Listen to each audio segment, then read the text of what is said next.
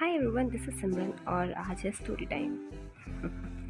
तो मैं आज आपको एक स्टोरी बताऊंगी जो मेरे साथ हैपन हुई है रियल लाइफ में।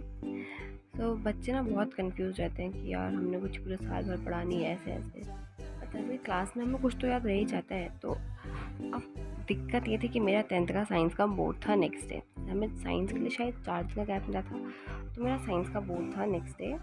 और मेरे को ऐसा कि हमारे पास साइंस का टीचर नहीं था मेरे स्कूल में अवेलेबल।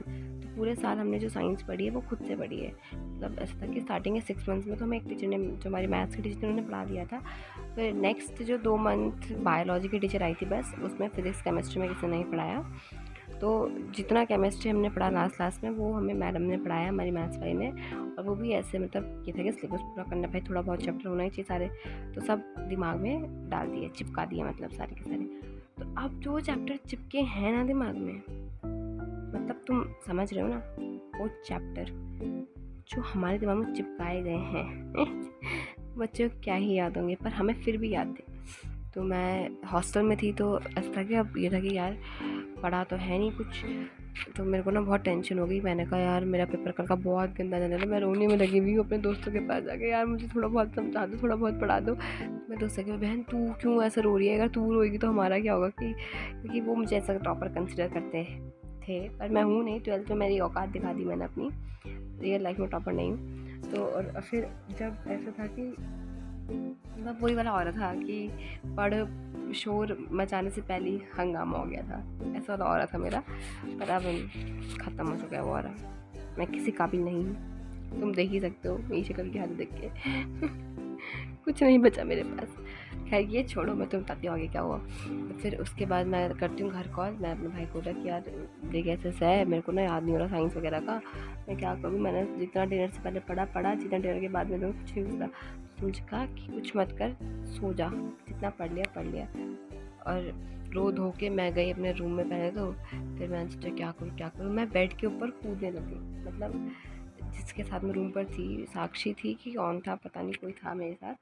तो मैं उसने मुझे बोला कि मुझे टॉपिक समझा दे, और मैं बेड पे कूद के उसको वो टॉपिक समझा रही हूँ, ये सोचती कि मेरे दिमाग को रेस्ट भी मिल जाएगा और उसको टॉपिक भी समझ में आ जाएगा, मेरे दिमाग में कुछ एक्स्ट्रा घुसेगा भी नहीं। बाय गॉड वही टॉपिक कल एग्ज़ाम में आ रखा था और मुझे याद था और मैं खुश थी। मैंने ठीक है करा कुरा सब कुछ, और साइंस इतना रोई धोई थी ना भाई उस एक दिन रात पहले। और अगले दिन सुबह मेरा मूड ऑफ था। सब कह रहे सिमरन क्या हो गया, मैंने कहा मैंने कुछ नहीं पढ़ रखा। सब कह रहे तू ऐसे ही बोलती है, बाद में तेरा रिजल्ट ऐसे धमाकेदार आता है।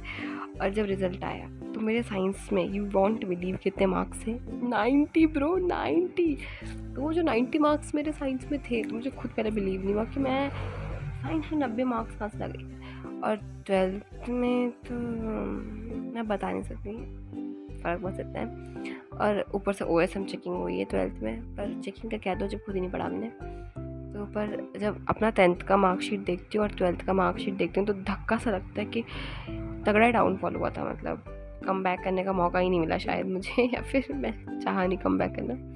बट भाई जो मैंने तब 10th का जो उस टाइम पे मैंने किया ना कि ऐसे हो गया, और फिर इतना ईजीली ब्रो कि मतलब जिस दिन मेरे कॉपी चेक करना भाई, मैंने इतनी दुआएं जुट चुको कि भाई इसका घर बसा रहे, ऐसे ही मार्क से छप्पड़ फाड़ के बच्चों को दे, मज़ा आ जाए।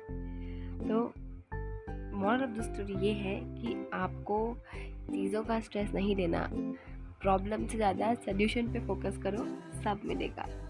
प्रॉब्लम में फोकस करोगे ना तो उतना ही उलझोगे भाई। मेरे भाई ने मुझे ये चीज़ बोली कि रजाई तान के सो जा। और अब जब किसी ने मुझसे बोल दिया कि मुझे समझा दे, तो मैं मुझे नहीं कर सकती कि मेरे एक भाई ने मुझे ऐसा बोला कि सो जा। तो मैंने बस एक ऑप्शन चूज़ करा कि मैं थोड़ा बेड पे कूद के पढ़ाती हूँ, ताकि मेरे दिमाग में ज़्यादा प्रेशर ना पड़े और मैं मज़े से थोड़ा समझा भी दूँ उसे। तो वही है, प्रॉब्लम की जगह सोल्यूशन में सोचोगे हर चीज़ मिलेगी, और अगर सोल्यूशन की जगह प्रॉब्लम में सोचोगे तो कुछ नहीं मिलेगा। कुछ क्या 0.111% प्रोबेबिलिटी भी नहीं है कि तुम सक्सेस हो जाओ। तो इन्हीं कहानियों के लिए बने रहें सिमरन के साथ। Bye bye.